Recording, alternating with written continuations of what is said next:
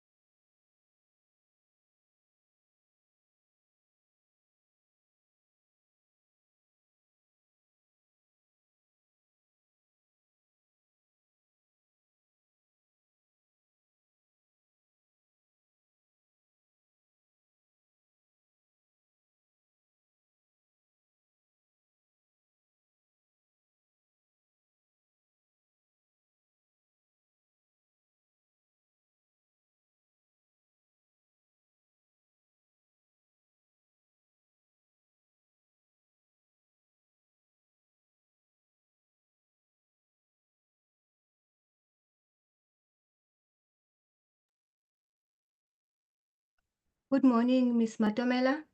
You wanted to test your presentation?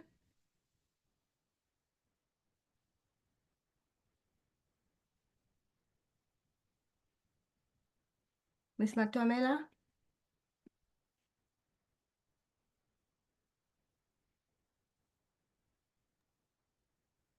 Hi, Sequanda, I think it's SABS that want to test the presentation. Okay, it's SABS. Can we have somebody from Lisa, SABS? Let me try. Let me see. Let me just test quickly. All right.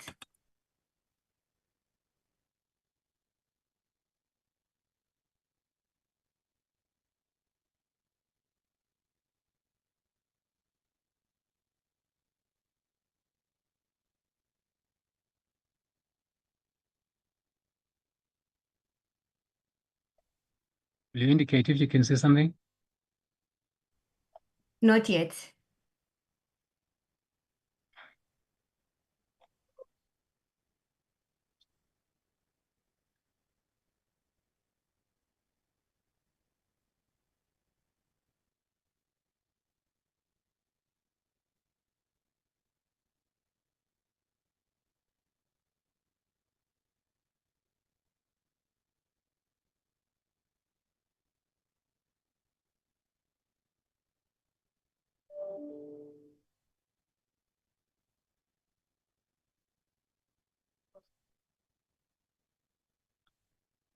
No? Yes, we can see it. Can we try full screen mode?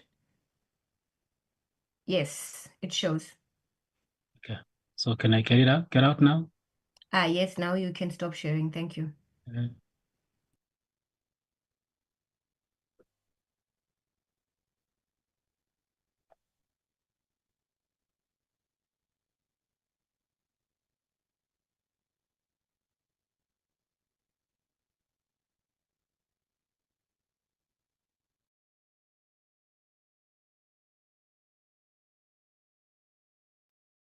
Your presentation is still on screen. Can you please stop sharing?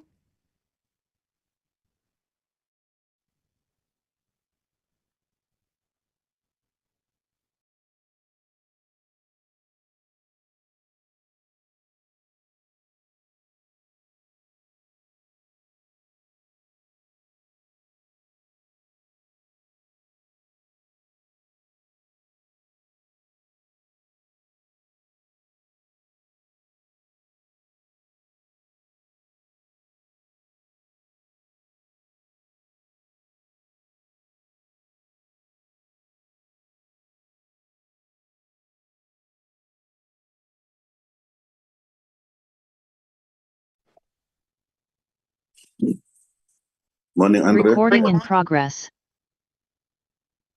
hi, good morning, Chairperson. You'll indicate if there is a quorum and we're ready to start.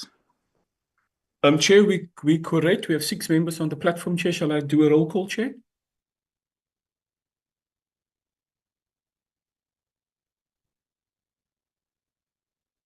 Chair, we correct. Shall I do a roll call, Chair? Yes, please do. You can proceed. Okay. Mr. Chance? I'm present, thank you. Mr. Singila?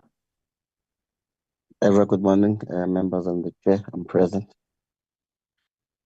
Mr. Thring? Good morning, Chair. Good morning, colleagues, and a blessed new year to you all. Mr. Kigaba?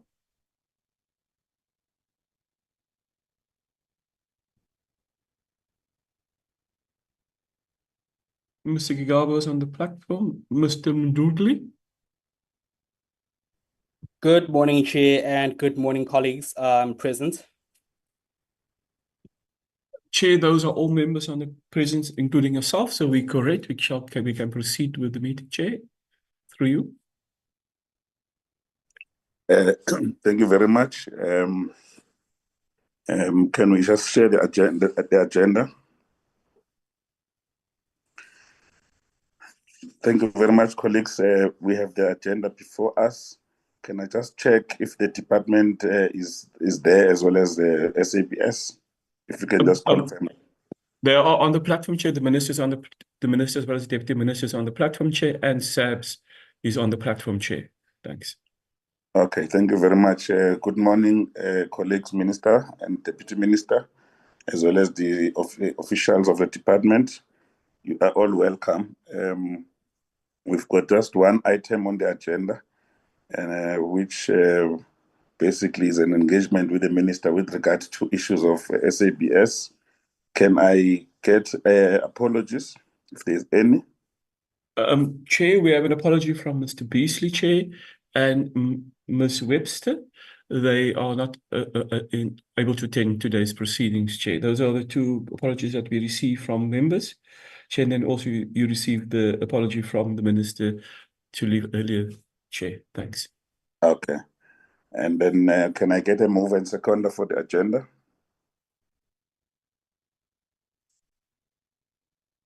I move that we adopt the agenda, Chair. Thank you. Thank you. I'm seconding the motion, the agenda, Chair.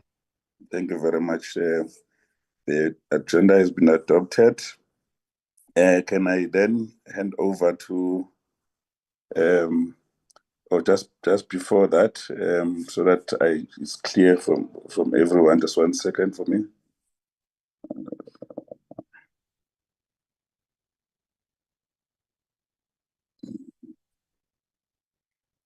Thank you very much, colleagues. The engagement with the Minister and SABS regarding the allegation of governance failures at the SABS and related matters, and any plans to mitigate these. The Portfolio Committee has been made aware of a number of allegations against the SABS that may have a negative impact on the functioning of the entity. In response, the chairperson wrote a letter to the minister on the 29th of August 2024 regarding the initial allegations made against SABS. Subsequently, the committee was again made aware of additional allegations on the 22nd of December 2024. In light of the above, I again wrote a letter to the minister on the 8th of January requesting an urgent meeting to address these allegations. Therefore, today's meetings is to engage on the following matters. Firstly, whether the minister is in receipt of additional allegations, as we are aware that the allegations sent in August, in September, as well as December. Secondly, whether the minister had met with the SABS and that the board, and as well as the board of the SABS, to engage them on the allegations.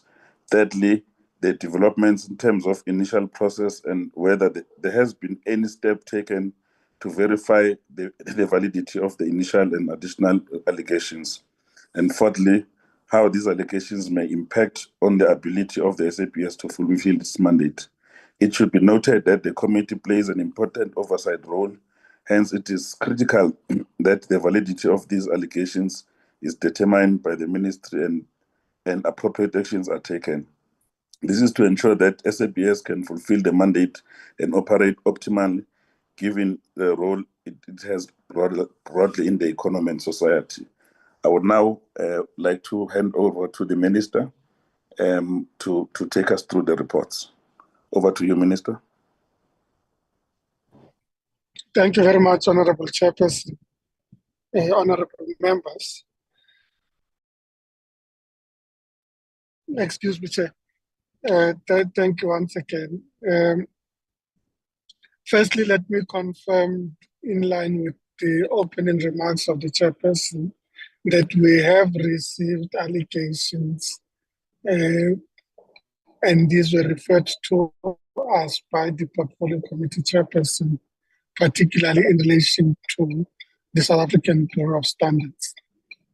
What we did, which is what we normally do, which is, and if any similar issues emerge from the committee, it's likely that we would follow the same process. As soon as we receive allegations from the committee or from members of society or even from a whistleblower's point of view, but from the committee in particular, we solicit comment and input from the organization impacted. In this regard, we send the list of questions and follow-ups to the SABS and solicited their comments and reply to the allegations made, and needed to then apply our minds on the basis of the replies we've received. We have received replies from the SABS, and given the allegations and the responses that we have received, we have thought it necessary to deep dive into the allegations so that we get to the bottom of the issues. We have corresponded in that regard with the SABS that we would investigate in detail the allegations and be able to arrive at a determination. We are cognizant of the reality that part of the issues we're dealing with at the SABS also has to do with the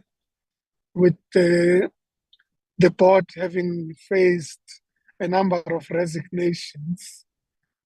And we're now in a situation where we've received more recently, in fact, I received it yesterday, resignation of an additional member of the SABS, and therefore the need to strengthen the board and governance in the SABS is a matter of priority.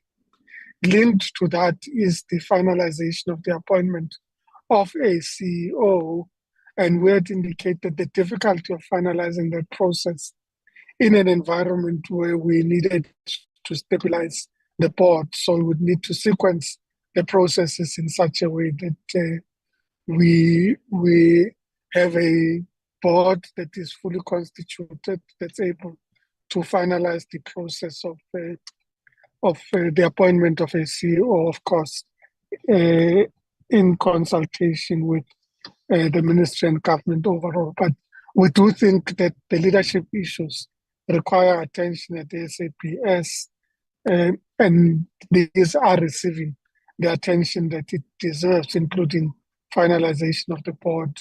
We anticipate within the next few weeks we should be able to finalize the board and process the issues around the CEO whilst we are undertaking investigations with regards to the allegations made. Deputy Minister Whitfield has been fairly close to the process, so I'm not sure, Chair, if you'd allow him to introduce before we hand over to the administration and the board to make presentations. Yes, please, Minister. Thank you very much, Chairperson, and good morning to all of the members of the committee, the officials and the representatives from the South African Bureau of Standards. Chairperson, I believe the Minister has covered comprehensively the process. I want to also just reassure the committee that upon receipt of allegations, as the Minister's indicated, the department and the ministry have methodically and carefully proceeded to engage and get responses in order to take informed decisions to bring stability. What we don't want to do is to cause any further instability. And I think the sequence that the Minister has set out is the correct process to follow. I think we appreciate there may be some frustrations around the duration of that process, but it's also important to just remind the committee that concurrently with the allegations that have arrived before us, has been a process initiated by the Minister to bring stability to all of the boards and management structures within the DTIC family. And therefore, that is also a process that has run concurrently in order to fill vacancies on the board.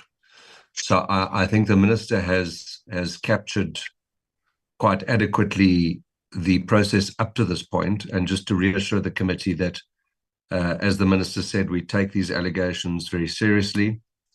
And the process that is underway should bring some finality to the matter. And ultimately, once the board is stabilized insofar as filling of the vacancies, that the process of appointing the CEO, as the Minister's indicated, can then proceed. We did have an engagement. I've had engagements with the Minister, and we've had engagements with the SABS And so there has been work done to get us to a point where we can chart a new path forward that will ensure stability to this critically important entity insofar as our economy is concerned. Thank you, Chair.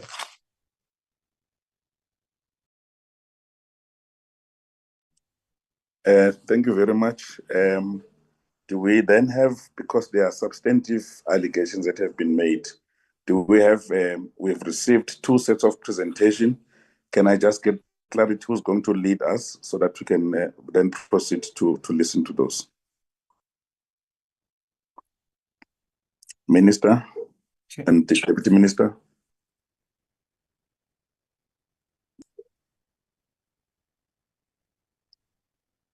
Who's going to lead us with the actual presentations?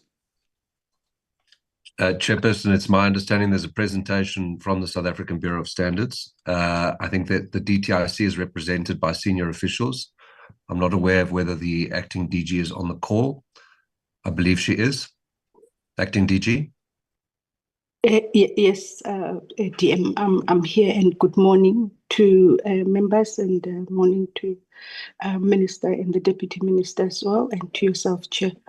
Chair, I think from our side, I will ask Nondombi to help with the presentation, and then she'll also be assisted by Dr. Makube. Dr. Makube is the acting Deputy Director General in the sectors unit, but he's also a member of the board on behalf of the department.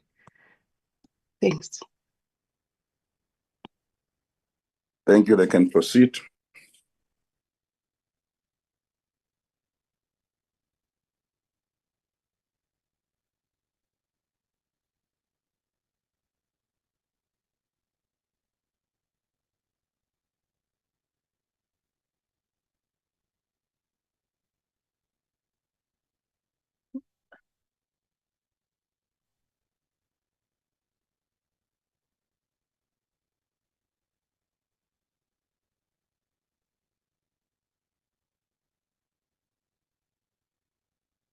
Good morning.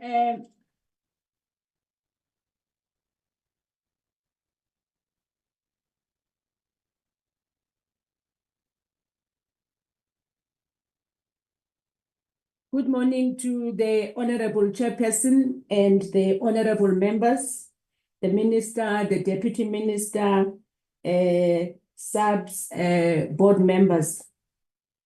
My name is Nondombi Matomela, and I will be taking the Portfolio Committee through the presentation that we have prepared as a department.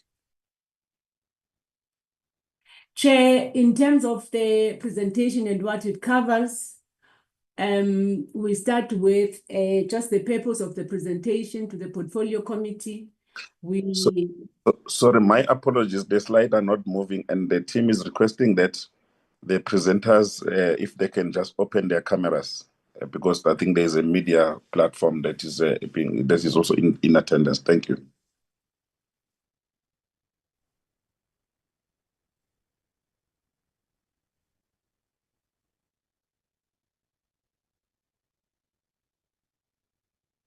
I've put my camera on, Chair, and okay, the slides are not moving. Chair, may I ask if Margot can share the presentation? You've seen that Ntombi may have a challenge, Chair. Please, if she can assist. Yes.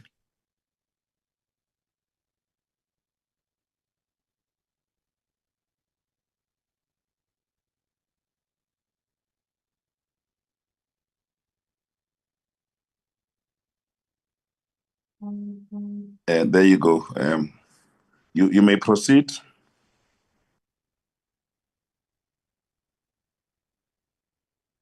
Thank you again, Chairperson. As I indicated, my name is Nondombi Matomela. In terms of the outline, Chair, we take the Portfolio Committee through the purpose of the presentation, followed by the departmental process that we follow, When we receive allegations, Minister already touched on that. We also then just give an indication of the progress to date in relation to the allegations that we received against the SABS. And we then follow that by giving the portfolio committee a summary of the allegations that we have received to date. And we then have a slide on recommendations, Chair. If you can move to the next slide, Margot. In terms of the purpose, Chair, as I indicated, the purpose of the presentation is to provide progress as well as engage with the portfolio committee with regards to the allegations that we have received against the SABS.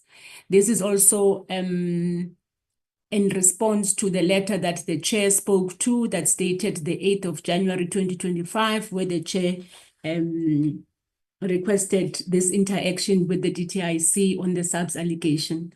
So in terms of what is contained in the presentation, it is a reflection of the process that we follow when we receive allegations.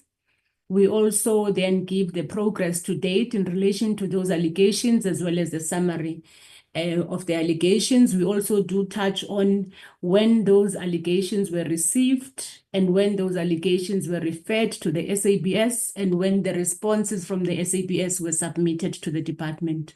It will also then also include the progress, as I said. So in terms of the process that we follow, Chair, as Minister indicated, in trying to ensure that there's objectivity in dealing with these matters, what we do is when we receive allegations from various sources, Chair, we refer those allegations to the entity concerned, and we then ask the entity concerned to provide a report or a response to the allegations that have been made.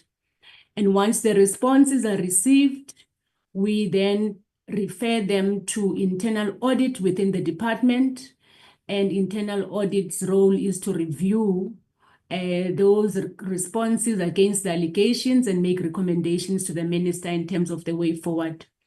So as per this process, Chair, all the allegations that we received against the SABS were referred to the SABS for responses, and we started receiving these allegations from about August 2024. The last one we received was yesterday, the 27th of January 2025. And so given that the allegations were referred to the SABS on different dates, Chair, as and when they were received by us, the responses from the SABS were also submitted to the department on different dates. And they started responding to the allegations from the 16th of August until, I think, the 12th of December 2024.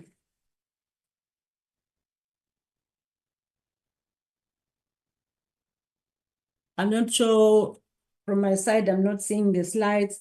So, and then, Chair, we just want to indicate that the allegations, except the ones that were received on the 25th of November, as well as there was an open letter also that we got in December, they were all referred to the SABS, and the SABS did respond, and the last response from the SABS came on the 12th of December.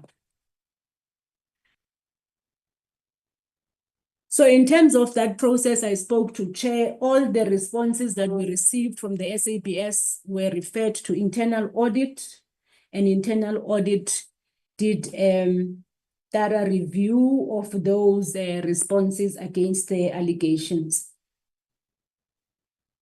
And following the review that was done by internal audit, there was paperwork that was prepared for the minister, and the recommendation that was made by internal audit is that we needed to do the deep dive. We needed to have a full investigation conducted to look at the veracity of the allegations. And so subsequent to that approval, Chair, we are now as a department in the process of finalizing the logistics for that investigation to commence. And the intention is to have that start as soon as possible. as early as, I think, next week, which is why we are saying here early February. As Minister indicated, there has been correspondence to this effect that has been shared with the SABS board. So the scope of the investigation, Chair, will include all the allegations received, and those allegations, they are reflected in the table that I'm going to show now, including the ones that I indicated we received yesterday, Chairperson. So in terms of the list of allegations, Chair, we received the first set of allegations on the 2nd of August, 2024. We don't go into detail around the allegations. They are lengthy, Chair. And I think the portfolio committee was also copied in many of the emails that we received. And so we just provide a summary on this slide indicating when those allegations were received, as well as when they were sent to the SABS and when we received the responses from the SABS. And so the first one was on the 2nd of August, 2024. We referred those allegations to the SABS on the 6th of August, and we did receive a response from the SABS on the 16th, and the revised response we received the following day, the 17th of August. We received another set of allegations on the 14th, and the title of those allegations was Bullying and Mismanagement at the SABS. We referred those to the SABS, and we did receive a response to the allegations made. We received another set on the 15th of August. The following day, we referred to those allegations to the SABS, and we received a response from the SABS on the 20th. I should also just mention, Chair, that when you see that the allegations were referred on the 16th and a response came to the department a month later, it was because at the time, there were all other priorities that were taking place, including the SABS having to appear before the portfolio committee to deal with their APP. So there were lots of activities going on, and the SABS had to then, in the midst of all of that, also be able to respond to the allegations. And they also had to follow their own internal processes of dealing with those allegations. And they did indicate to the department when they were going to submit. And if they didn't make the dates that they had indicated, they also did communicate to say we won't be able to submit as promised, but we'll submit on this other date. So there was communication around when those responses were submitted. We also received another set of allegations on the 24th of August, and we referred them to the SABS on the same day, and we did get a response on the 20th of September. We received another set on the 29th of August. We referred those allegations again to the SABS the following day, and we received a response the same day. We received another set on the 25th of November that was asking for urgent intervention and indicating that the SABS is beyond crisis. We referred those to the SABS on the 6th of December. We did receive a response to the SABS on the 12th. The response from the SABS, the one that we received on the 12th of December, was not submitted to internal audit for a review. And the reason is because at the time, the paperwork or the submission around the recommendation of internal audit was already being processed. We also did receive an open letter to the minister that was received on the 10th of December. And as well, in that open letter, there are some allegations made, and that was not also referred to the SABS, nor reviewed by internal audit. But the decision that has been taken is that all the allegations will form part of the investigation. as I said, including the one that you received yesterday and shared with the SABS yesterday. So that's the list of allegations we received, Chairperson. And so in terms of the recommendation, we are recommending that the portfolio committee notes the progress that we are providing, including, of course, the feedback that was provided by the minister as well as the DM. We are also asking the portfolio committee to note that whilst there may have been delays in us attending, or whilst it may have been seen like we are delaying in attending to the allegations, we believe that it's important that matters like these are handled with care and they also follow a fair process. And so we had to make sure that all of that is taken into consideration, Chair, as we attend to these allegations. We also are recommending and requesting the portfolio committee to support the investigation, and also for the portfolio committee to note that in the interest of protecting the integrity of the investigation, we are not able to share or disclose all the information at this stage. We also, lastly, are asking the portfolio committee to support the minister and the department in ensuring that the SABS, which is a critical institution of government, is supported and its integrity maintained. This is also, Chair, in the context again of the comments that were made by the minister and the deputy minister, which I'm not going to repeat. So that's the end of the presentation, Chairperson. I thank you very much.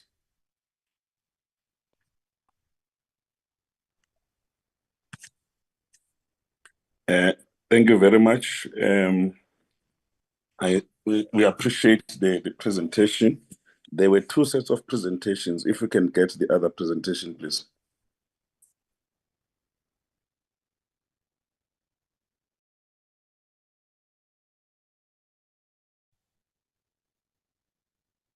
And I hope that members are making their own notes so that when we discuss, we will have a full appreciation of both presentations.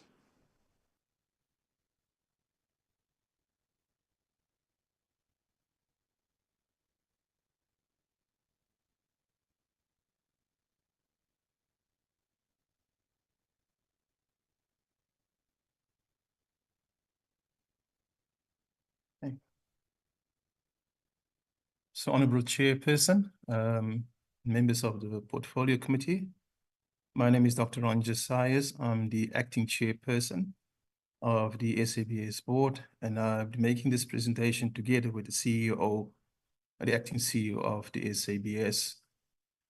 Firstly, we are grateful for the opportunity to respond to some of these matters. Allegations that came through whistleblowing through the DTIC process. Secondly, published in the media where we have not had the opportunity or the right to reply prior to publication. Chairperson, we acknowledge that the SABS various challenges that range from poor and outdated facilities infrastructure, the legacy ITC, ICT infrastructure, staff relations, service delivery, financial constraints and skills developments. And I think most of these things are not new to the committee, as has been reported on various occasions as well.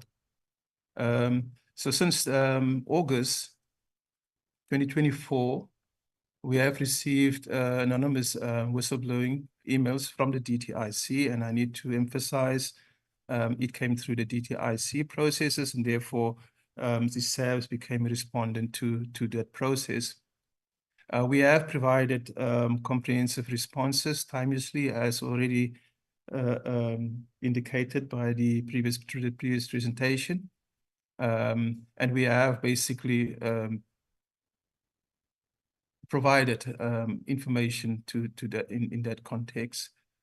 Chairperson, yesterday I've received the letter from the minister that a full investigation will be launched, and we are in full support of that investigation. Having said that, the presentation that's before you have been drafted prior to receiving the notification, and therefore we have made slight changes to the presentation where we will focus really on what we have done. In analyzing these, if I may ask, the presentation is not moving on my side. I don't know if it can move, please.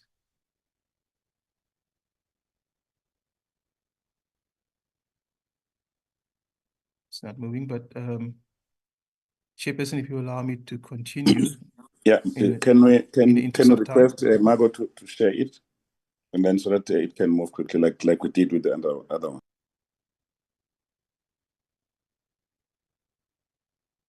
Yeah, we can just ask Lisa to stop sharing. Margot can share the presentation. Chair, thanks.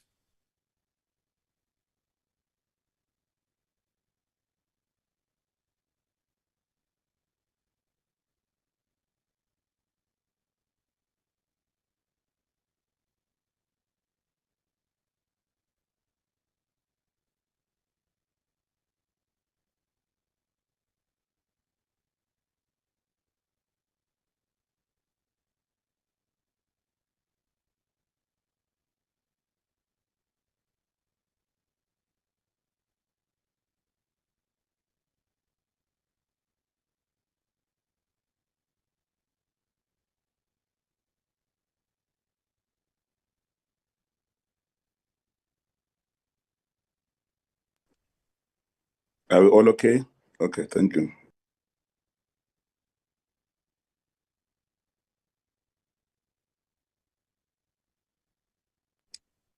You can proceed. Thank you very much, Chairperson. Yeah.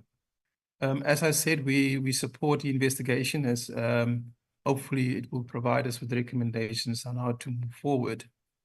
Chairperson, in analyzing the allegations, we have categorized under 4 themes, namely governance failure, recruitment irregularities, disciplinary matters, temporary loss of accreditation for the cement scheme, a ransom attack incident. As such, the information contained in the presentation is subject to investigations. We will focus at this point in time, as was asked, that we don't deal too much into all of this particular matter, that we will focus on what we have done, and we plead that the committee would give us another opportunity after the investigation has been completed to deal with the outcome of the investigation. So I will focus, Chair, in my area, firstly, on the governance issues. We'll hand over to the acting CEO to deal with the operational issues. Chair, dealing with the governance issues, firstly, the previous Minister, Ibrahim Patel, appointed this board on the 1st of December 2022, with the first meeting actually happening, board meeting in January. That is after about 5 years of the organization being under administration. In terms of the Act, the board requires minimum of 7 members and a maximum of 9 members. So 8 members were appointed to the board, with the CEO as the 9th person. So since the appointment of the board, 4 members, apologize if we have that, but 4 members have resigned from the board for various reasons. These reasons has been provided, hopefully, in their letters of resignation to the minister, to which the board is not privy. To address some of those issues, the Honourable Member Minister Parkstow appointed an additional member to the board on the 8th of August, and furthermore as well appointed the acting chairperson. That was to ensure that we can curate as we move forward. Chairperson, in terms of the structure of the board, it has 3 committees, namely the Audit and Risk Committee, the ARC, basically, the Finance and Investment Strategy Committee, which is FISCOM, Human Capital, Social and Ethical Committee, which is HCSEC. These 3 committees are the key committees. And furthermore, Chair, as I said, part of the challenges is full compliance to the Standards Act. There are 2 structures within the Act that has never been established. One is the Government Consultative Forum, and the other one is the advisory forum. In both these in these structures, the board started to work on actually establishing this committee. So the terms of references has been drafted and has been approved for both of these committees. These terms of reference, the membership of these committees has now been identified. And on the 30th of this month, we have a board meeting where we will approve those members and invitations will go out. We plan to have the first advisory and consultative meeting later on in the first week of March, or first or second week of March, if everything goes according to plan. Chairperson, these are important committees because this gives us, the stakeholder, an opportunity to engage with the SABS as well as advise the SABS on key matters that affects them. And as you can know from some of the whistleblowing issues as well, and in general, it's important that stakeholders participate and know exactly what's going on in the organization and where the organization is heading. Chairperson, I will now hand over to the acting CEO to take us further to the more operational issues that was raised. In principle, I just need to say in terms of the governance, yes, we had challenges in terms of the composition of the board, or at least with the numbers. The last member that resigned was just last week, or the week before last. I did write to the minister to ask to ensure that we can remain created as we're getting into some very important dates for decision making in the board. So that is where we're heading, and that is what we've done to date in that regard. I'll hand over now to the acting CEO, chairperson, with your permission. Thank you.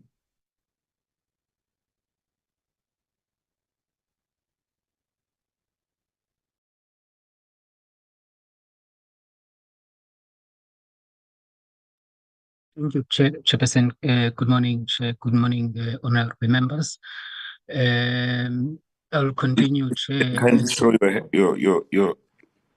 your video, please.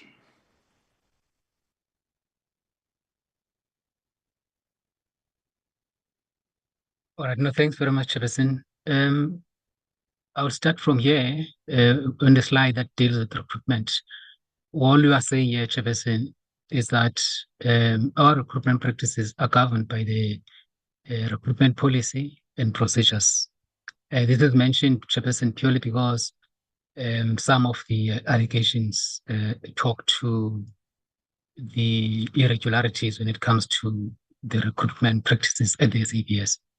We do emphasize that these policies and procedures are aligned to the national legislation and the Constitution of the Republic of South Africa. The recruitment processes at the SABS Chair are conducted by selection panels using objective best practice selection tools. And that makes it very impossible for any individual to appoint candidates who do not meet the minimum requirements for the job, because it's a process that is presided over by different people. So it's not a process that is handled by an individual, as it is alleged on these allegations that certain people appoint people not following a process. So we also mentioned that there are background checks that are conducted on each new employee before they are employed at the SABS. These include the criminal records, verifications of qualification, verifying the citizenship, checking the credit record, criminal record, and all those, Chairperson. We also appoint against the organizational structure. So our appointments or recruitment is not willy-nilly. It's not something that is done haphazardly, but there's a structure that was approved, which we appoint against. Next slide, please.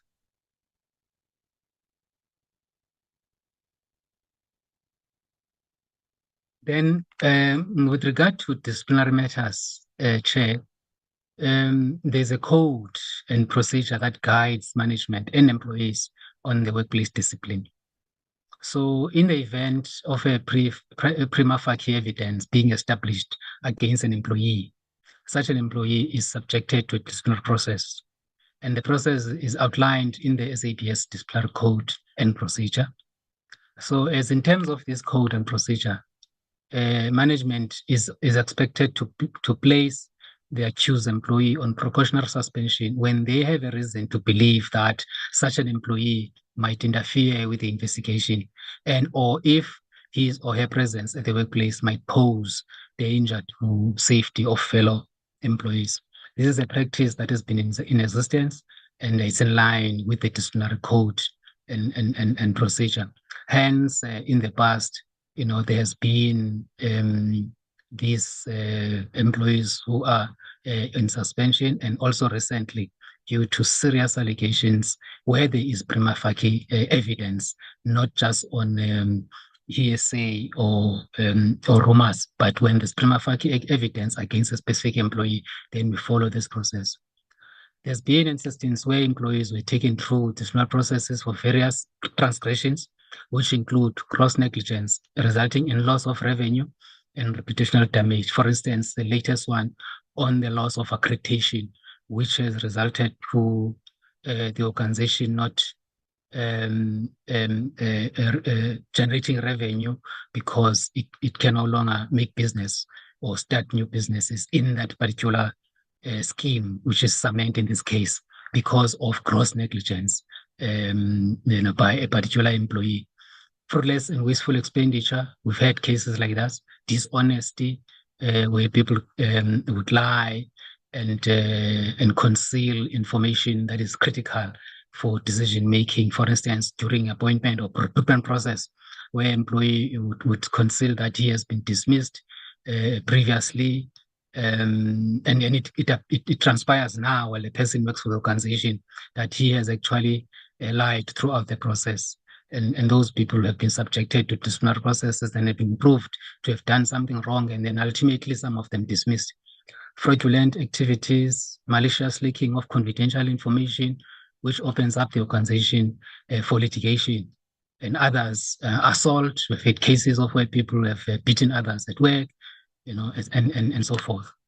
Different sanctions have been imposed on different employees, ranging from dismissals, warnings, and unpaid suspensions as sanctions. Employees have a right to appeal the outcome of the disciplinary process through internal appeals, CCMA, or labor court. Those are the rights of employees should they believe that the process that was conducted was either unfair or illegal. Next slide, please.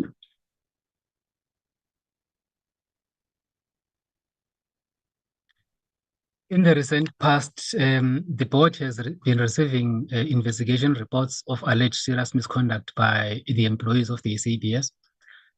So there have been these allegations that come through our own robust process of whistleblowing that then prompt our internal audit to conduct these investigations. So after they have conducted these investigations, they take them to the ARC, which is the Audit and Risk Committee, and ultimately to the main board. And for accountability, then the board will make sure that there's consequence management, and will instruct the management to make sure that there's consequence management in those cases. So some employees then have been placed on precautionary suspension pending the finalization of the investigations or disciplinary hearing. Again, I want to emphasize that when there is evidence pointing to those employees. The next slide. We also would like to talk about the temporary loss of accreditation, which is one of the biggest incidents that have happened at the SABS. The SABS cement scope of the accreditation was partially suspended by SANAS from the 8th of August 2024. This means that the SABS cannot issue permits bearing the SANAS logo for new clients or addition of scope or new products and renewals. So, but effectively, the existing clients, nothing changes basically, except for those things that there's no SANAS logo of the new clients, and also there's no addition of scope on new products and renewals. So the SABS was initially given a period of 3 months to put in place remedial actions by SANAS, and then SANAS has since granted SABS extension until April 2025 to fix everything that needs to be fixed. That at that point, then the reassessment will be conducted. The reason for this extension that goes to April is a result of the recent ransomware attack that took place at the SABS. So because it has affected some processes, making it difficult for us to provide or to allow the reassessment to be conducted earlier than April 2025. We do communicate with SANAS on an ongoing basis. There are monthly meetings that are taking place to update each other on the progress, in this regard. Next slide. And also, Chair, we felt it prudent that we also need to share with yourselves the other incident, a major incident that happened at SABS in November 2024. Where we suffered a significant cybersecurity incident involving a ransomware attack. It had serious implications for the SAB's operational capabilities and its ability to deliver essential services. We took immediate actions to mitigate the impact and ensure the recovery of the systems. We activated business continuity plans to ensure that continuity of operations is ongoing. We make sure that we rebuild the virtual machines on the cloud. This was done by the 29th of November. Apologies for that error there. That would enable us to install any of the business applications on the cloud. So the reinstallation of the applications is currently underway, with some having been completely reinstalled, which include the website, among others, because it was also affected. As a result, the operations have been reactivated in a number of areas. The delay with the completion of this task was attributed to the old technology and the legacy systems, as alluded to also by the chairperson, that we've had a very old technology in the organization, old infrastructure that over years has not necessarily gotten proper attention in terms of it being upgraded. But we are happy now that the board has approved the CAPEX to deal with both the IT environment, which obviously will include the enhancement and strengthening of the cybersecurity, as well as the physical infrastructure for our laboratories. The operations are ongoing, Chair, and which means our laboratory services are doing their work. Certification audits are continuing, training is happening, accreditation is happening, and all other processes within the operations are taking place. There also have been claims that salaries were not paid as a result of this incident, which Chairperson has not been full. We've been paying salaries since the cybersecurity attack has taken place. There's not been any month or time or instance where salaries were not paid to employees. Yes, of course, there were teething issues because it's in one of the months we had to do or process the salaries manually, but all employees were paid. The next slide. This slide talks about the impact, Chairperson, of these allegations on the SABS. The board has observed with concern the publishing in the media of serious allegations about the SABC board, executive, and some employees. These allegations have not been accompanied by any evidence. Despite the absence of evidence supporting the allegations, a narrative continued to be peddled about poor governance and corruption at the SABS, making claims about the collapse of the organization. These allegations and claims have not been verified with neither the board nor executives before they are published in the media. And this continue to happen despite that them being verified or supported by any evidence. There are employees who have come forward to express their pain and suffering due to their names being quoted in the media for alleged wrongdoing that has not been verified.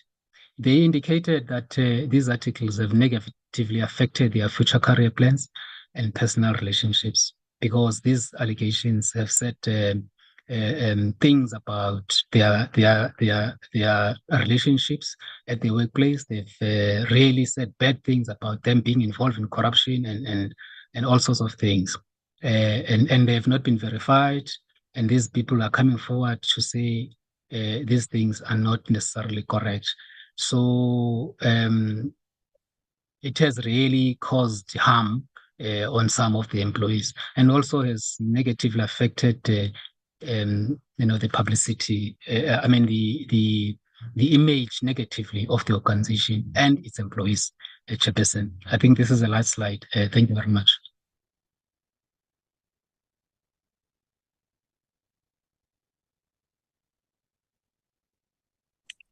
Thank you very much, Acting CEO. I will now allow members of the committee to engage with the report. Can I see, Andrew, if you can assist me with a show of hands? Will do, Chair.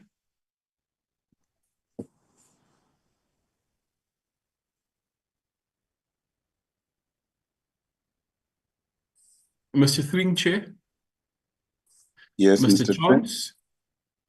Mr. Thring and Mr. Chance. Those are the two hands at the moment, Chair. Chair, can I just come in there? I'm trying to put my hand up, but I can't find the button on my side. I also have my hand up. Can I go after the last one that was said by the secretary? That's correct. Thank you. Thanks. Honorable Member Mdluli.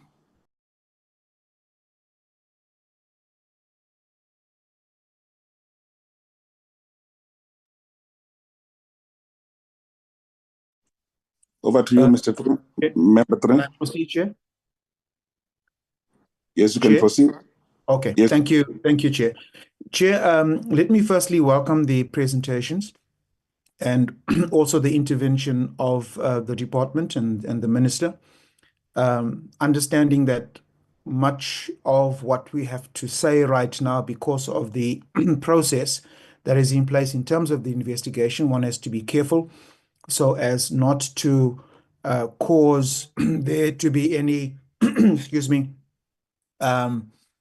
negative influence or a negative effect on the investigation itself, because of the legal aspect of sub judice. But having said that, Chair, I think that being a part of this committee in the previous administration, we obviously did oversight in the previous administration, and there were numerous concerns. And I recall it on our first oversight visit to SABS, we were greeted by workers who were on strike at the time and had to be we had to be escorted to a safe gate because of the challenges, and one of them being labor challenges at SABS. It was correctly indicated that SABS was placed under administration, and in the previous dispensation, SABS began to turn the corner.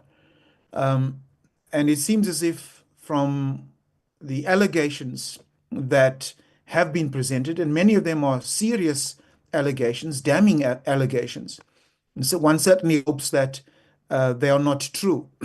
But if true, and the investigation process finds it to be true, then I think very clearly there has to be consequence management. I'm glad that from the presentations from the board of SABS, that they welcome the investigation. And I think that that is the spirit in which one has to operate. And let's believe that the investigation is going to hopefully settle matters at SABS so that SABS can continue to be and operate in terms of the mandate that it is called to operate. Chair, there's been numerous challenges, and hopefully I don't want to start to bring some of the challenges from the previous dispensation or the previous 5 years, but hopefully that as we progress, this committee certainly needs to keep its eyes on what is happening at SABS, because it cannot be allowed to deteriorate in terms of the allegations that we are seeing. It cannot be allowed to deteriorate to a point of becoming a failed entity. Thank you, Chair. Can I request because I just don't want to disturb members, as and when you speak, if you can just help us with the camera, because there's a team that is recording. Thank you very much. Thank you, member. No problem. Thank you. Member Chance. Very much, Chair. I hope everybody can hear me. And thank you to the presenters. Chair, I'd like to start just by covering a few of the issues that have been raised before I launch into some questions. The first is that the issue presented to us today raises the governance and performance of the state-owned entities and the departments responsible for them. The role of the portfolio committees and MPs to undertake oversight, ask questions, and execute for the executive and SOEs, the obligation of the executive to be responsive to requests for information and provide regular performance updates in a timeless fashion, the role of MPs and the executive to take the public into their confidence on matters of national importance and public interest, in particular the role of the media in this process. The obligation to treat whistleblowers and other providers of information with respect, observe their right to confidentiality and protection from the harm and victimization from the organization or individuals that they are reporting on. And it becomes very evident that the process that has been described this morning in handling these allegations has a fundamental flaw. And that is that the responses from the SABS that have been requested by the DTIC have been prepared by the very people alleged to have committed the acts of misgovernance in the first place. Now, this is not uncommon. In fact, it is one of the biggest obstacles facing allegations by whistleblowers. And that is that the people who are whistleblowing tend to be junior members or at least not senior executives in an organization. And so they are powerless, effectively, to deal with executives or board members that have taken it upon themselves to suppress the information for whatever reason. Now, I want to make an important point here, in that all communications that I have been involved in since August have never made direct allegations, but have communicated the allegations that have been made to me from various people in emails and other communications. So I think it's important that the committee understands that these communications that I have had with the department and the ministry date back to August, and I have written 4 letters to the minister. And unfortunately, the process that has been described here simply hasn't taken this matter with the degree of urgency that it should have, in my view, taking into account the severity of the problems that are alleged to have been taking place at the SABS. And of course, some of the allegations are not allegations at all. They're based on fact. Now, the CEO says that the website is functioning. Well, it's not. I've just been onto the website, server unavailable. So there's a serious problem of process here. And I think it's very important that the department investigates how it can more timelessly investigate issues internally before reaching the point where it hands over an investigation to an independent entity. Because, of course, you can't investigate yourself. Well, you can, but it doesn't have any credibility. Which then brings me to the questions, the more specific questions. I'm very happy to hear that an investigation has been announced by the minister. The question that I have is, who is the service provider? I'm sure that we will be informed of that soon enough. What are the terms of reference of the investigation? When is the investigation expected to be submitted? When will the report be submitted? What provisions are being made to preserve evidence of staff stroke whistleblowers while the investigation is underway?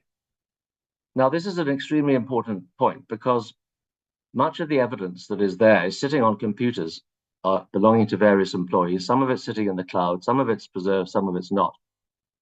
But once the difficult questions start being asked by the investigators, there's a tendency to try and delete information which might lead down the path of implicating whoever it is in the organization that has done wrong.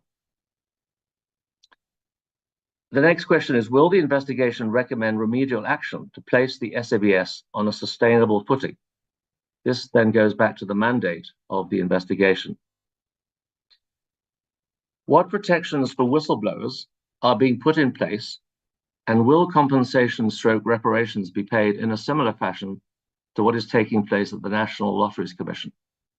Now, if you recall, Minister Tao responded to a parliamentary question from me earlier in the month, in which he reported that the National Lotteries Commission had decided to pay reparations and compensation to whistleblowers who had either been fired or disciplined, or whose lives had been turned upside down, who had to engage in very significant expenditure to defend themselves in court, and whose lives in many respects have been destroyed. So I want to know, has a similar approach been agreed by the ministry that whistleblowers in this instance will be treated in the same way? Then I come to something which has a little bit more of a personal note. Does the DTIC or minister deem it appropriate for the SABS to issue a statement attacking an MP for doing his job in holding public entities to account? And I'm referring to a statement that was issued by the SABS on the 13th of December, in which I was accused of being a cyber bully and sponsoring the whistleblowers. Now, I never received any response from the board to say we apologize for that accusation, but I'm just keen to know, does the minister or does the department regard this as being an acceptable form of communication from the public entity concerned in accusing a member of parliament of doing his job?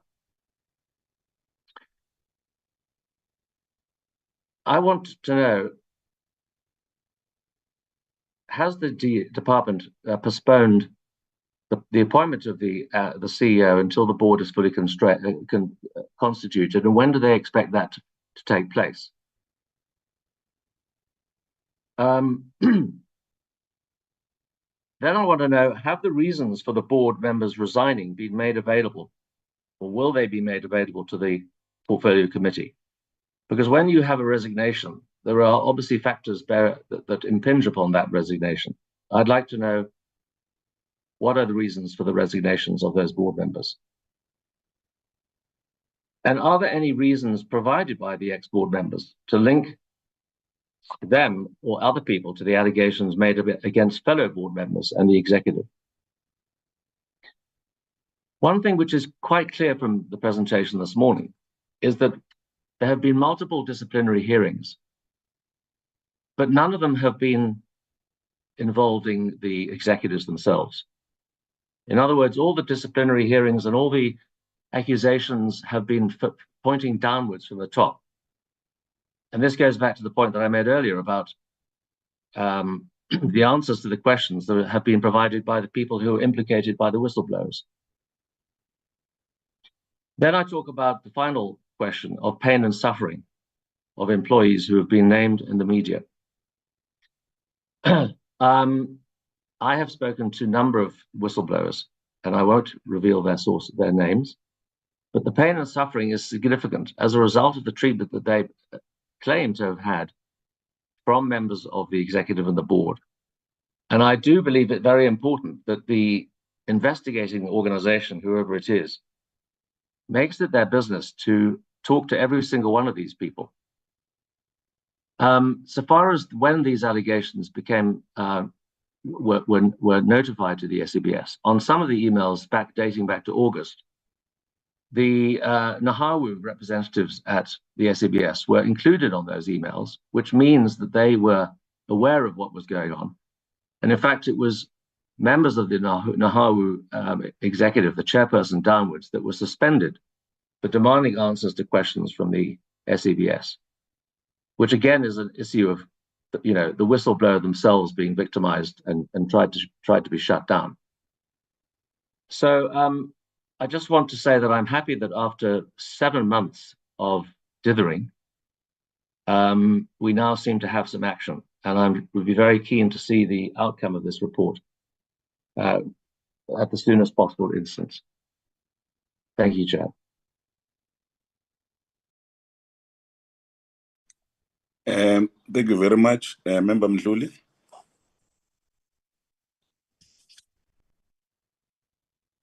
Thank you, Chair. Am I visible and am I audible?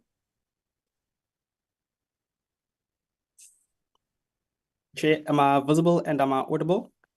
Yes. Okay, good. Yes, Chair. So I've just compiled a few questions on my side, and I've written them down. Just more on clarity. So the first one is, why are some allegations such as those received on 25 November 2024 only referred to the SABS after significant delays, and what measures are in place to prevent such delays in the future? And the second one is, what specific shortcomings did the internal audit reports identify in the SABS responses, and how did these influence the decision to pursue a full investigation? And the third question is, what assurances can SABS and the DTRC provide that the investigation will be conducted independently and free from any influence? And what is the expected timeline of the completion? The fourth question is, what immediate measures have been taken to safeguard the integrity of SABS operations, considering the allegation of corruption and financial misconduct? And the last question is, how will the findings of the investigations be communicated to the Portfolio Committee and to the public to ensure transparency and accountability? Thank you very much. Thank you very much, Member Mdluli. Are there any other further questions from other members? Andre? Mr. Nsingila, Chair. Yes, you can come through, Mr. Nsingila. A very good morning and compliments of the new year, Chair, and members of the committee. On your camera as well. Yeah, I'll just open it a bit, but I'm in a space where I have extreme signal challenges. But of course, for now, I'll open it, and may the committee and the chair allow me to close it when I raise the questions that I've identified. Thank you, Chair. No problem. Of course, Chair, I'm new in the committee, and I'm a bit conversant of the issues and challenges that are faced by the SABS. But what one would want to understand is, what are the delivery timelines of the investigation, and what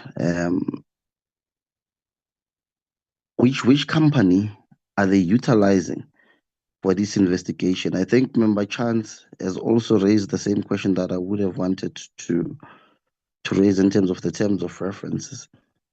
And what are the, I would want to ask, what confidence are we given that there would not be any interference or intimidation or participation of those that would be implicated or complicit in the allegations and issues that warranted the investigation to take place? And secondly, what are the immediate interventions to mitigate the challenges that are already there? Because seemingly SABS is the Hollywood of government. Vacancies are not filled. There are many acting positions. It's a lot of actors and actors and actors. So when is the entity going to fill the vacancies to make sure that it performs at its optimum and it meets its mandate and also sustains its internal capability to provide services, given the challenges that would have been expressed on the issue of cement? And maybe lastly, Chair, what other mechanisms are there in place to prevent further or future cyber attacks given the sensitivity of the information that SABS deals with and other related issues, that we should not be exposed to such, and what exactly are they putting measures in place to make sure that they prevent any occurrence of any attacks in the future? Thanks, Chair.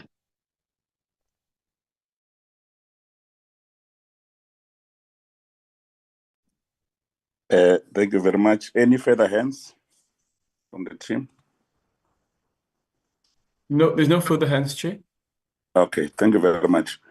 Firstly, let me also come in, welcome the two reports, and appreciate the process that has been outlined by the department in terms of how they deal with the issues of whistleblowing and the process that they follow.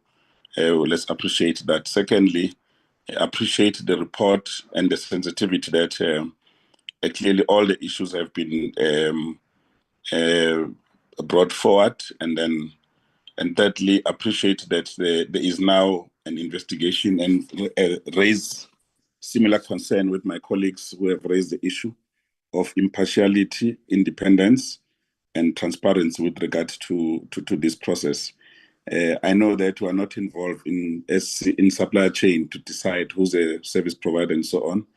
What we can do as a portfolio committee is to call for an independent, impartial investigator, as well as the post process that will ensure that the report is shared, because as a oversight body, we have been made aware, and we will be interested on behalf of the people of South Africa to make sure that the investigations are made public, and we also receive a report as the committee. And now the last 2 points from myself is that can we be assured by the leadership of the institution of ensuring that systems don't break, because investigation will take 3 months, 6 months, whatever the time it may, because these allegations are many, as it were. Can we be assured that in terms of the operation of the SABS, everything is going to be done in the power of those that are responsible for the entity to ensure that things don't fall apart as it is being reported in this particular meeting? And then secondly, agree, maybe if you can disclose the envisaged timeline, and how are we going to be kept abreast as the portfolio committee. The last point really on my side is to indicate that in terms of the applicable legislation, members are free to conduct oversight over entities and departments.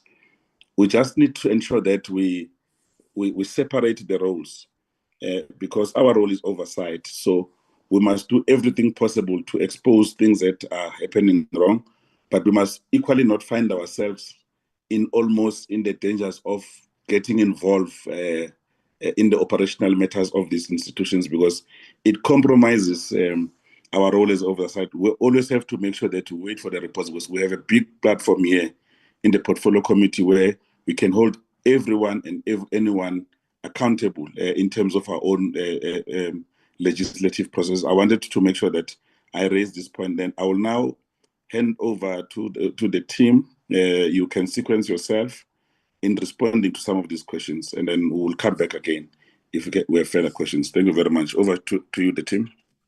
Thank you, Chairperson. Allow me then just to make 1 or 2 comments in response to some of the questions, and I will then hand over to the team at DTIC and respectively to the SABS to deal with the questions directed to both the department and the SABS board and management. I think firstly, let me just say that I acknowledged, as did the presentation from the DTIC, that there have been delays in processing the allegations. We've taken note of the concerns raised, and this will be something that is discussed in how we expedite our internal processes. I would just also add that allegations didn't come in one batch, they kept coming, which obviously required constant communication with the board in order to get a consolidated response to all of the allegations. but the delays in processing the allegations to the board, we've taken note of that concern. I think it is a valid and fair concern, and we will certainly work harder to make sure that we deal with these matters expeditiously. In terms of the detailed questions, I'm going to ask the DG or the relevant officials to tackle that insofar as timelines are concerned. But I do want to make a comment. I think that Honourable Member Chance raised the question around the Ministry's view of the role of members of Parliament in relation to public comments. I think the chairperson of the committee has expressed himself to some extent, but allow me just to echo that the Ministry supports and respects the role of Parliament in holding the executive and the entities which report to the executive to account. I think it is critically important that members of Parliament are given the space to raise issues and to apply the pressure required in order for us, for example, to arrive before a portfolio committee today to explain what we have done and to be held account for what we have done. Insofar as whether it is appropriate, I think that I would refer to the or defer to the chairperson of the South African Bureau of Standards to indicate whether it is appropriate to issue such a statement, as the Ministry obviously had nothing to do with that specific statement. I do want to just repeat that I think members of Parliament play a critical role in the oversight function, as well as holding us and the entities which report to us accountable. And in my personal view, I deem it inappropriate to call into question the roles and responsibilities of members of Parliament, and there are processes which can be dealt with in order to attend to those. Insofar as the terms of reference, those are currently being developed. That is my understanding, and the investigation is to commence soon. Certainly, we hope by next week, to make sure that we meet the urgency required by the committee. Insofar, Chairperson, as dealing with the transparency issues and providing feedback, I think it would be important that the committee requests such a meeting as we've just had today, in order to receive feedback in the coming months. Obviously, the officials will answer the questions around timelines so that we understand when it may be most appropriate to come back to the committee to provide that feedback. Insofar as protection to whistleblowers, I would just make the comment that the department's whistleblower policy is developed in terms of the Protected Disclosures Act. And that is what guides the whistleblower policy of the department, and we take it very, very seriously, and will ensure that all steps are taken to secure the information provided and the individuals who provide that information. I think, Chairperson, at that point, I'm just going to pause then and ask the DG then perhaps to direct the questions to the relevant officials or to the SABS. Thank you.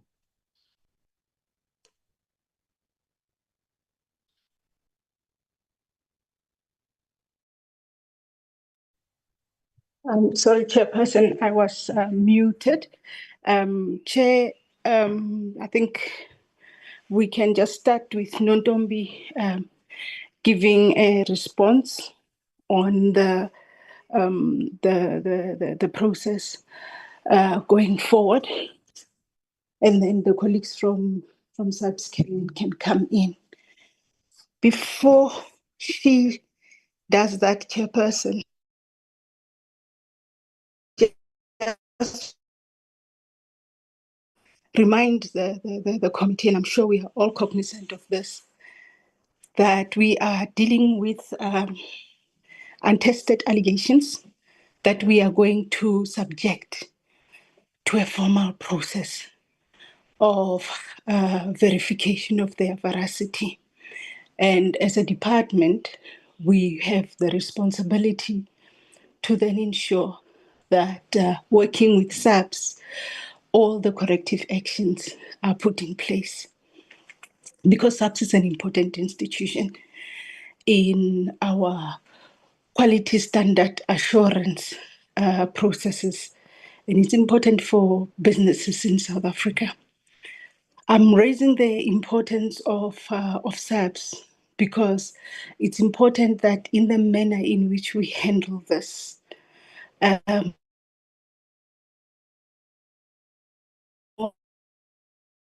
meaning We are of losing the value of what SABS. There's no undermining of the value of what SABS provides to the economy here in South Africa, and also the value of that certification abroad. So we are dealing with a very fundamental institution. And my request would be that as we go on, even through these investigations, there's a proper safeguarding of the value of SABS as a crucial quality and safety mark that is South African, that has recognition in many jurisdictions on the continent, and also an institution that has a number of relationships that are key with other quality assurers throughout the world. So I will ask Nontombi to talk about the timelines, align ourselves to the view already expressed by the DM, that when the investigation is finished, the department, of course, we're duty bound to come back to the portfolio committee to provide a full report on this. Now and then we clarify a process, because seemingly some of these allegations, they keep coming. We find that a clear process of these allegations being, they are brought to the attention of the department, and then they are investigated. And we don't, in the whole process, muddy the waters such that by the time we end with this process,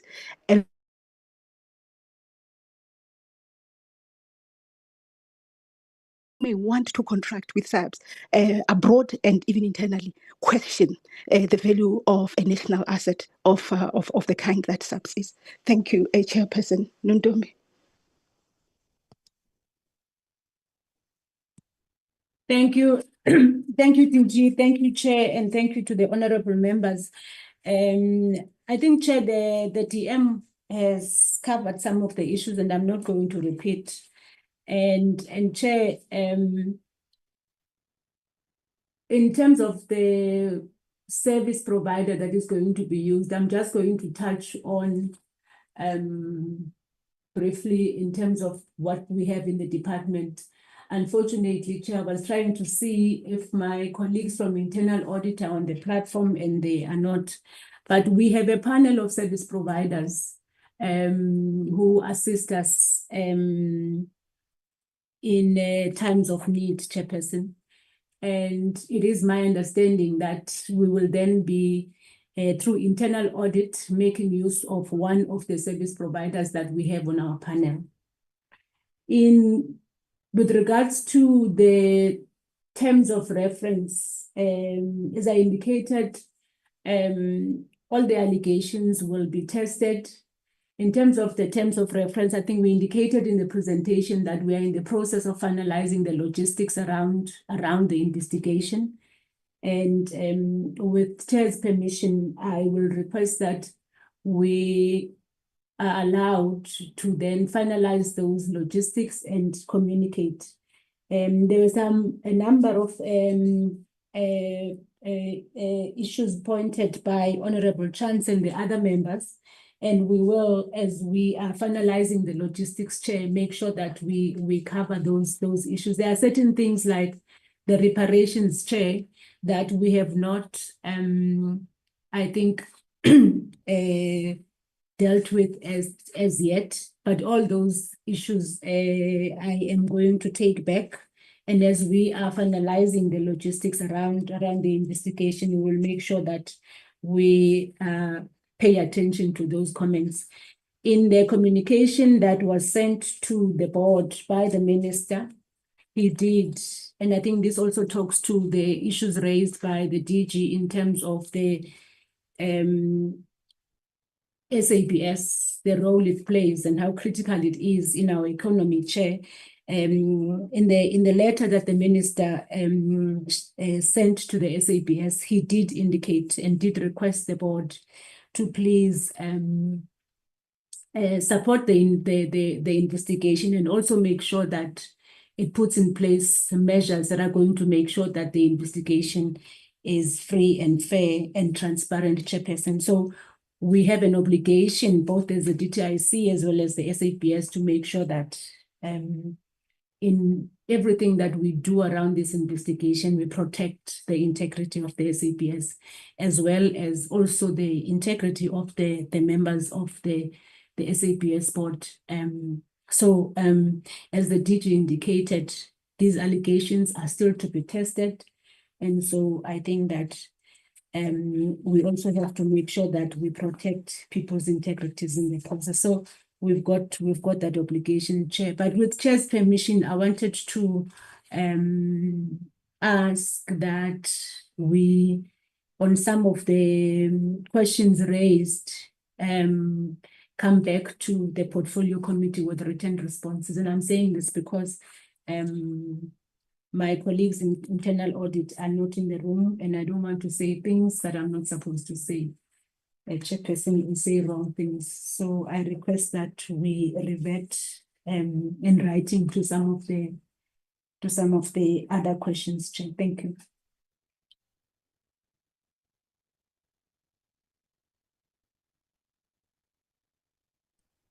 So, thanks. Okay. So with that proposal, do we proceed to the SABS to respond to some questions, or you effectively saying that all responses will be written responses? If you can just get clarity. Yeah, I would request that SABS provide the committee responses that can be provided at this stage, if the chair agrees. Thank you. Okay, over to them then. Colleagues, Chairperson of the board.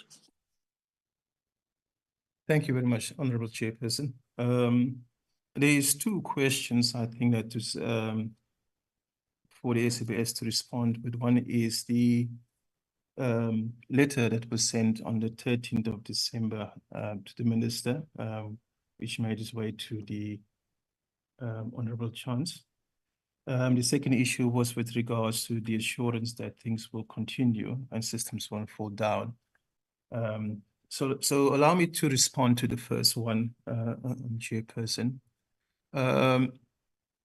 The letter that was received or sent is not a letter that came from the board. If the Honorable Chance have a look at that, it talks to the leadership, which is not the board in this particular case, but it came from the executive. The board were informed after the letter was already sent of this letter. So I think if directed, that question should be then, or the apology or whatever the outcome of that should be directed towards that structure. The second matter, Honorable Chair, the board has undertaken, as you know, a lot of things, as we reported sometime in the portfolio committee. A lot of things were not final or concluded by the end of the term of the administrators. The issues of filling positions has not been completed. The issues of salary alignments, etc. And so the board has been actively involved in ensuring that the management appoint the relevant people, such as the key positions that we started off with, such as procurement, for instance, and also the debt collections. Those things are ongoing. We are monitoring that, and we're making sure that the organization do not get in the position, as the picture is currently being painted, that it will fail tomorrow. The organization is still strong. The organization, as I already said, do face a lot of challenges. The board are in charge of a lot of these matters through its various committees that reports regularly. We had our strategic session as well to look at how are we going to turn around some of these matters, such as, for instance, the certification, testing, and that particular area, which are not performing in the way it should. So they are some challenges, but the board is aware of that and is keeping our hands on that, and we're doing everything to make sure that it works. But I want to state that the organization is not in that position at this point in time that is even close to the allegations that's currently made in terms of that. Sorry, Chair. My apologies, sorry, you can proceed. Okay, sorry. Yes, Chair. So we eagerly await the outcome of the investigation, and as we said, we fully support it as well, because it will also give us good insight into all these matters that was raised in terms of the allegations, but more so a way forward of how we can actually address the challenges with this important institution.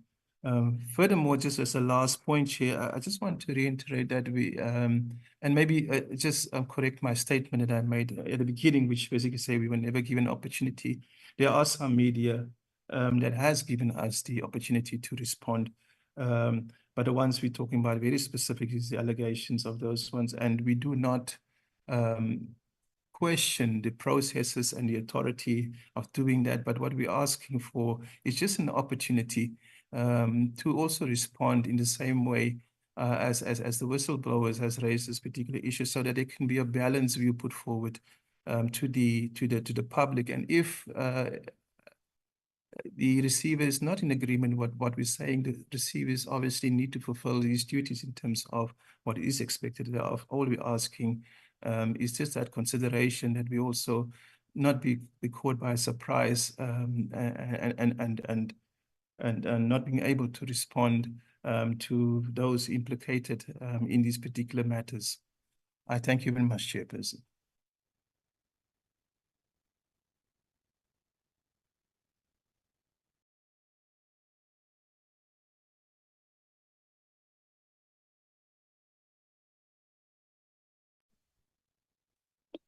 Acting CEO. Okay, no, thank you very much, Chairperson. Chair, there are questions that I'm going to attempt to respond to. Firstly, about what would be the immediate actions that will take to avoid or to prevent the occurrence of a future attacks, cyber attacks, as well as what we do to make sure that we things don't fall apart, Chairperson. And then also I'll talk to the issue of the media and the response that the executive has provided. Chair, yes, what we have done, in fact, I think it's important to preface this, Chairperson, by just repeating to the members that the organization over a time has really suffered a great deal when it comes to issues of maintenance, maintaining the infrastructure, maintaining the ICT environment, to an extent that the infrastructure is really dilapidated. It requires a lot of investment, and also, both ICT as well as physical infrastructure, the facilities themselves. That obviously has had an impact on the effectiveness of the laboratories, as well as the technology that we as an organization are using, that is required this time to really manage our operations. So we really are found, in a back foot, really, when these things, happen in organization, because we will really be moving from a position where our environment is not readily available to respond, particularly on the issue of the cybersecurity. What we've done, Chairperson, we really reached out to strategic partners, as in states SA, with regard to the cybersecurity. We're partnering with them. We also brought on board partners from the private sector in the cybersecurity space to work with us. And the other thing that has been an issue has been the capacity in terms of the warm bodies in the position. We are also heightening that in terms of bringing people into the ICT environment as well as facilities, to make sure, Chair, that those things are not repeated going forward. So those plans are are in place. We're working very hard to make sure that our IT environment is upgraded. There's money set aside to deal with that. Also, our infrastructure, there's money set aside approved by board to deal with that, and also to recruit people. So that is an assurance that we can give to you, Chair, and the members, in this regard. With regard to the media response, we from time to time receive, the queries. In certain cases, there'll be statements out there in the media about the organization. In this particular case, there was a statement that really was also damning, on the integrity of the, organization, executives in particular, and the board members and some employees in the organization. Where, for instance, you'll see statements that says people were recruited without qualifications, and names of these people were listed. I mean, we all know that it's easy to verify that, so you can always, the MP can always phone the organization and say, there is this allegation. You are saying, so you've recruited so-and-so who doesn't have this qualification. Can you just confirm if this is true or not? I mean, we can all easily, share that, So, but reason we responded like that, it was not just, people who were faceless. It was a particular MP who went and basically, accused the organization for wrongdoing, the executive and the members and employees of the organization, not necessarily saying I'm just sharing that which came to me, but he took it and ran with it as if it is his story, and this is something that he knows for sure is happening in that organization. So we then obviously needed to correct the narrative and responded to correct that.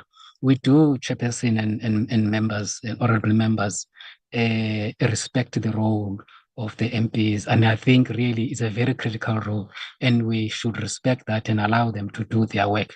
It's just that when certain things are are written incorrectly in the media and are taking the integrity of the organization and of the employees, and saying stories that are not correct about them, I think it is really a fair thing to correct the statements in the media and really correct that narrative, just to set the record straight. That's all we're doing, because, for instance, some of the allegations that came directly from the member was saying the cybersecurity is orchestrated by so and so and so and so, who are the employees of the organization. How do you respond to something like that when it is said like that by whoever? Don't you want to go out and correct that statement? Obviously, I think that's a fair thing. I think that's all Chairperson that was doing. Otherwise, it's not really about challenging and the authority and the of the members and the work that they are supposed to be doing. I think lastly, Chairperson, the request from our part, just to also emphasize what the Chairperson of the board was saying, it would really assist if when anybody receives these whistleblower emails and anonymous emails that they are receiving, just to check with the organization as to the veracity of these things, than to take them and run with them as the gospel truth into the media and publicize them without really having given the organization the opportunity to respond, as if you have no access to the organization itself. That's what really we would expect from anybody, to say, we get these things about you, come to Parliament, answer these things, really take us to task, about these things, than to just take them and run with them without really asking, as I think that's the request really we're putting forward to the MPs, Chairperson, and anybody for that matter, before it, because it has it's serious damage to the organization itself. Clients are asking us questions that we sometimes cannot answer because we don't know what is being written about the organization on the media, and I think really it's a plea from our side that if that can happen. Lastly, Chair, the issue of the whistleblowers that are being suppressed by us, we actually don't know who they are. So there's just no way that people can be suppressed or be ill-treated or anything, because we don't know. Nobody has ever in our organization came forward and say, I'm blowing a whistle on a particular thing. These things are written to MPs and returned to DTIC by people who are not known to the organization when these things come to us, Chairperson. So we have Chairperson available to share any evidence, but we really are happy and I welcome the fact that now there'll be an investigation so that these things can be checked out, and hopefully we will all respect that process and really try, if we get information, and those who get information from the whistleblowers can channel that information to the investigators, as opposed to running the media and really rubbish the integrity and the name of the organization and those who work for the organization. Thank you very much, Chairperson. Thank you very much. Is there any last round from members of parliament after this response, noting that many of the responses will require careful consideration? And then, but if we have further questions, nothing stops us from asking. And then the questions that we have put forward, they will be responded to in 5 days in writing after proper consultation. I think that we accept as a portfolio committee. Are there any further questions or comment so that we can conclude the meeting? Okay, Mr. Chance and Mr. Thwing has raised his hand. Yes, Mr. Chance and Mr. Thwing. Mr. Chance first and Mr. Thwing. Dr. Madiba. I'm not sure if he's a member or part of the GTIC. The board must wait and they have to respond. I'm calling on the members of parliament now. Okay, thank you very much, Chair. I just want to correct Dr. Josiah just on one point, which was the fact that the letter he refers to as being sent to the minister on the 13th of December was not a letter. It was a media statement issued by the SABS in the name of Mr. Tumeleng Mpatlele, Head Strategy, Stakeholder Relations and Media, South African Bureau of Standards.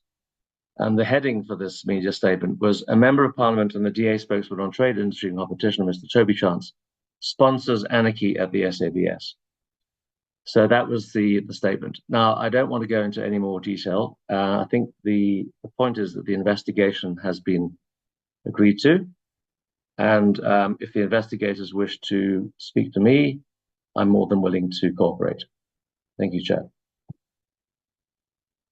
Mr. Trin.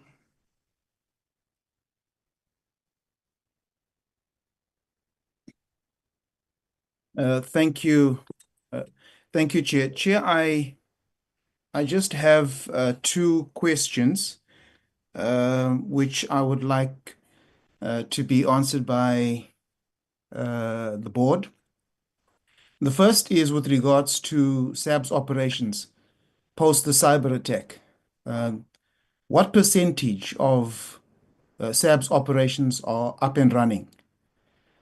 So that's the first question. The second question is, noting the loss of accreditation from SANIS, which validates the quality of cement in South Africa.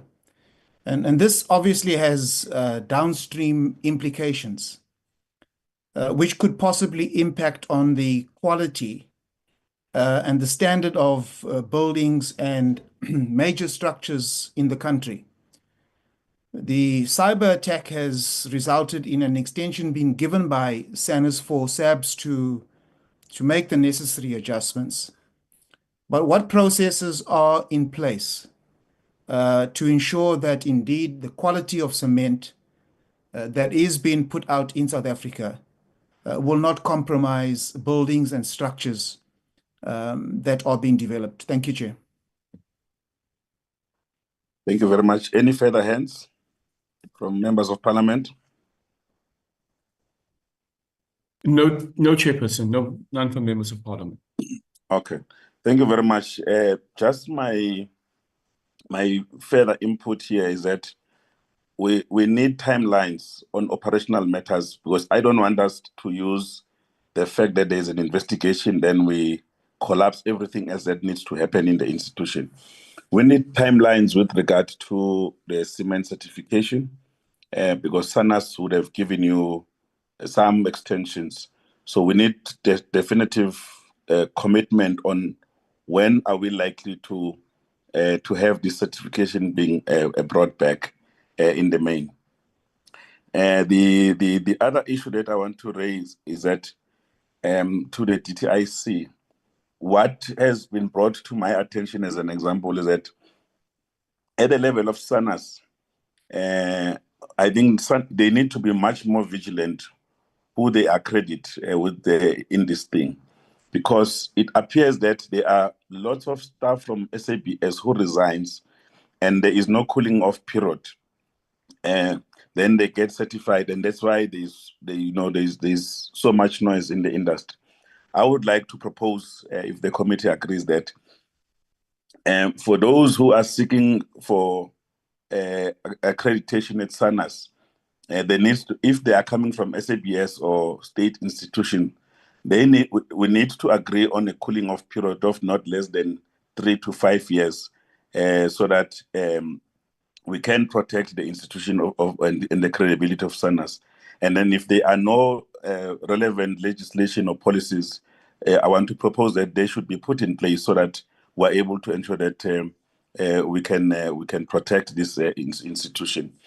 The third issue is just on assurance with regard to the cybersecurity tightening, especially of the firewalls, to make sure that the incident does not occur again. And then we need to be assured as the portfolio committee that things are going to return to normal, data is going to be recovered, and the functionality of the SABC is going to be restored, so that no further other industries or sub-industries are affected by the lack of data and information. The fourth issue to the DTIC is around the appointment of the permanent chairperson of the board as well as the permanent CEO. And I want to raise the issue that, given the fact that now there is an investigation on that is underway, I'm not certain whether or not it will be ideal for rotational system to continue until such time that this investigation is concluded. Otherwise, we might lose a lot of things in the tracks if the department through UDM might need to reconsider this issue. It's an issue that I would like to put forward. Then the last few issues I want to raise is just, I'm just concerned about the oversight body meeting directly with whistleblowers. I think this is very dangerous, because as we hear from the department and the entity, they don't know who these people are. Now, if we know them, we also can't be a referent player, so we have to protect the integrity of Parliament. So they have put forward the information that they've put forward. Let's deal with the effects of the information, meeting them directly, I think, and then we want to say they must be protected, they must be compensated. It will compromise the work of Parliament. I will really seriously discourage this amongst us as members of Parliament, so that we are able to make sure that we protect this institution. And the other issue is that we need to allow the department and SABS not to help uphold the integrity of the institution. And as an oversight body, let's not promote giving negative publicity on the institution, on the things that we can ask directly and get questions immediately, even outside of the portfolio committee meeting, so that we reduce this negative publicity. As the DG was saying, this is a body that is internationally recognized. Now, the more there are negative stories out there in the public, it will affect the integrity of the institution. At the level of the DTIC, we need to look at serious allegations of employees who leaves and start their own certification companies to compete with the SABS, and something has got to give with regard to that issue. And the last point, as I was saying, is that as an oversight body, let's not contribute in damaging the image of the SABS. But it doesn't mean we must conceal wrongdoing. So there is whistleblowing, there is an investigation, there is an open line between ourselves and the department and the entity. Let's try and use internal mechanism to make sure that we can get to the bottom of the challenges that are being faced by this institution. And all of us, we've got an interest of a well-functioning SABS that ensures quality of all the things that are consumed by South Africans. We are concerned, for instance, with issues of cement and what Member Dring have raised. And lastly, I would really want to limit the scope if it's possible. So we always have to, we must not lose our independence and the role we play as an oversight. We wouldn't want to get involved in the investigation because all what we did, either individually or collectively, these allegations came to us as allegations. Let them be tested at the level of the ministry, the entity. Let's receive the report. Let's not get involved in participating in the investigations, because then it will compromise our role as the oversight body. So I just really want to appeal to our colleagues that let's try and manage these fine lines, difficult as it appears, because we all have an interest of ensuring that there is a proper functioning SABS, and the department will really have to assist us to really protect, to find ways of protecting this entity amongst the vultures that are seemingly hovering around, trying to create this picture that is of the institution that is unattainable. So those will be my comments. And then if there's anything from DM and the team, and then we are ready to conclude the meeting as soon as if there's anything, and then we can conclude the meeting. And Chair? then please give us the Chair, if I timeline. Hello? Chair, if I may, before we proceed, Chair, you have made a proposal, Chair. What is your seconder for that proposal that you have made, Chair?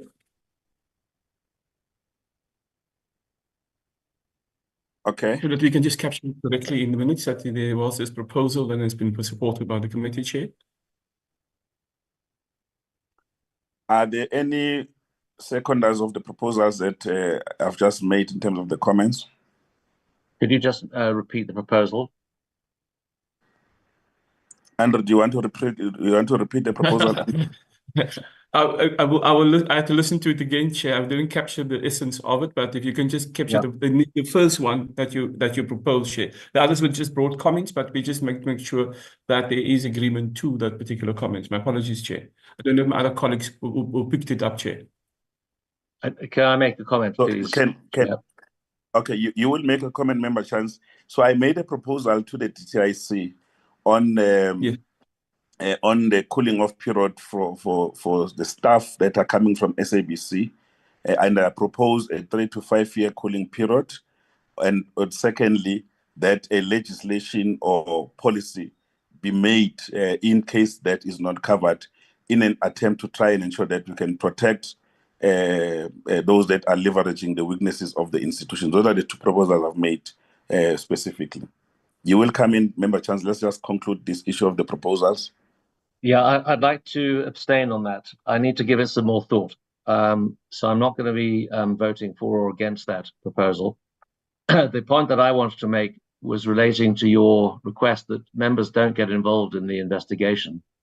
Well, I would also like to consider my options on that point. The one thing I do want to make sure of is that the investigator, whoever it is, makes it absolutely clear that they are open to receiving comments and statements and emails, whatever else it is, from whistleblowers, from either the ones that have already blown the whistle or ones that haven't yet and wish to.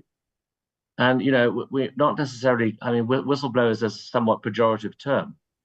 What we're trying to establish here is the truth. What we want to hear is from people who have information, whether they be past, present employees or other people, maybe they're suppliers, maybe they're customers, who have information that is relevant to this investigation. And I think that it's very important that an open channel of communication be not just open, but broadcast, so that people are aware that they can speak out, but confidentially, and that their identity will be protected. Thank you, Chair.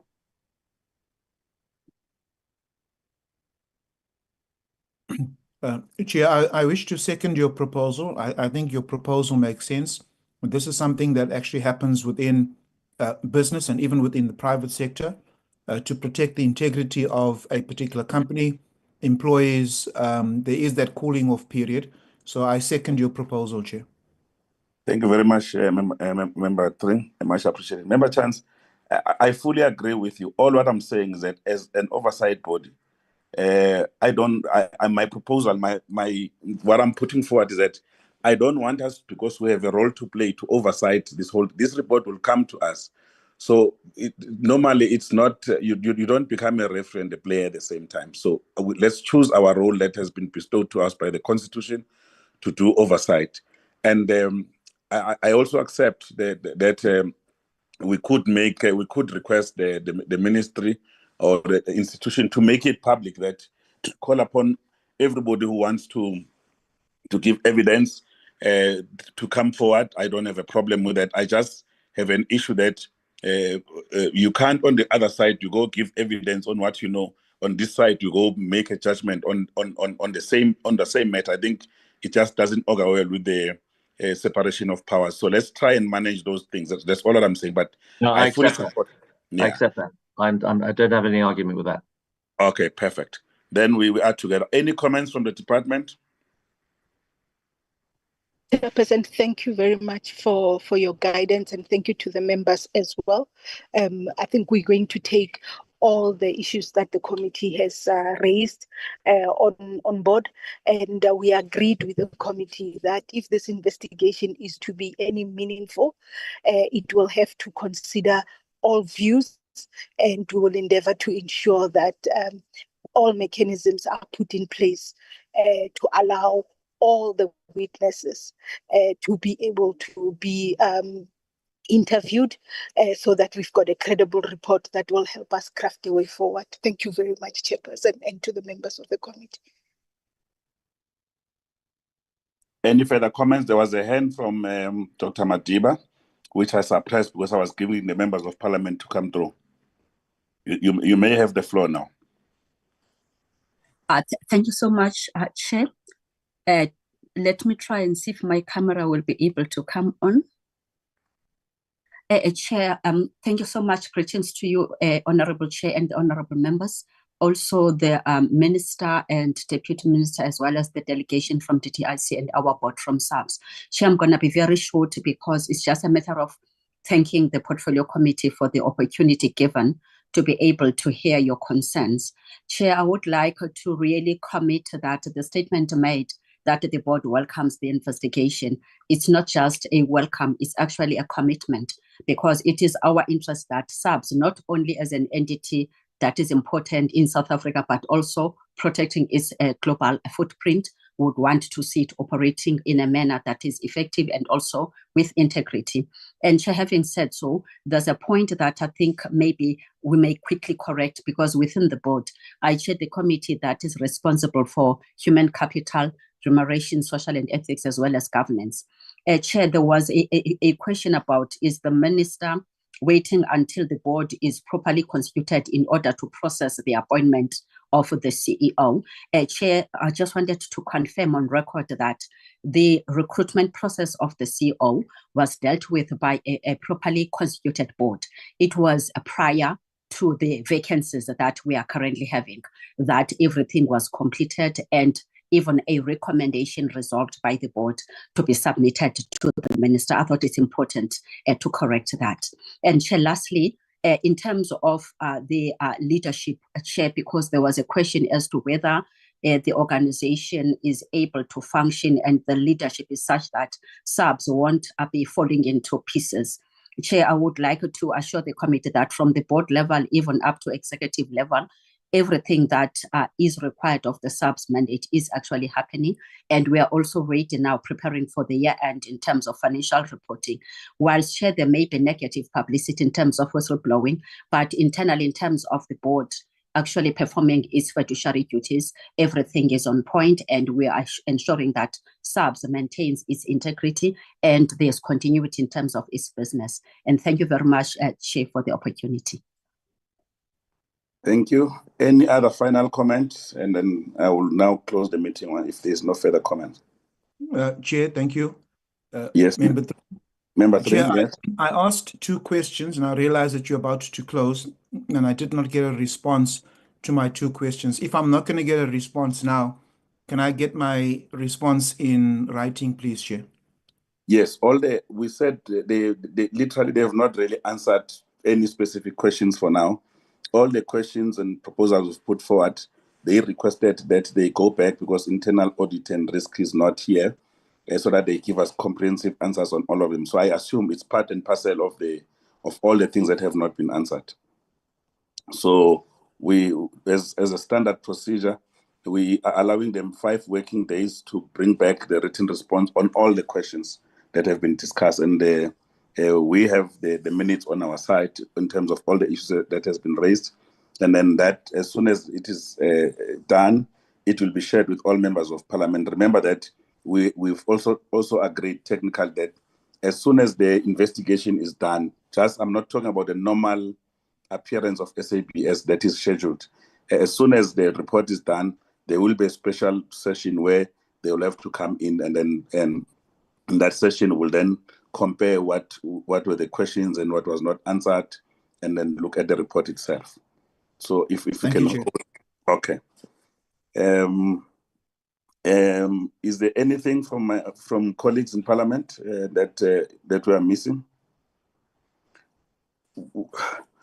We will, if there's no question, we will try and issue a statement on behalf of the committee to welcome the investigation and some of the things that we've emphasized here in the meeting, and then we'll try and share that statement with the members so that we capture just not a lot of things, just to ensure that there is assure South Africans that we are positively looking into the developments and express ourselves with regard to the investigation and the fact that it has to happen immediately, and all other issues that we have raised just quickly, so that there is that appreciation that Parliament has been seized with this issue, and then we await the actual process, and then we'll take things from there, and we'll share that with the members of the committee before we go out.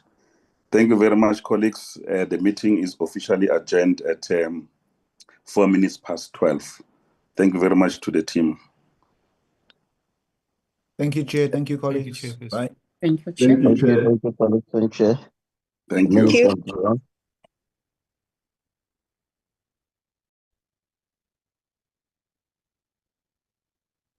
Thank you, Chair.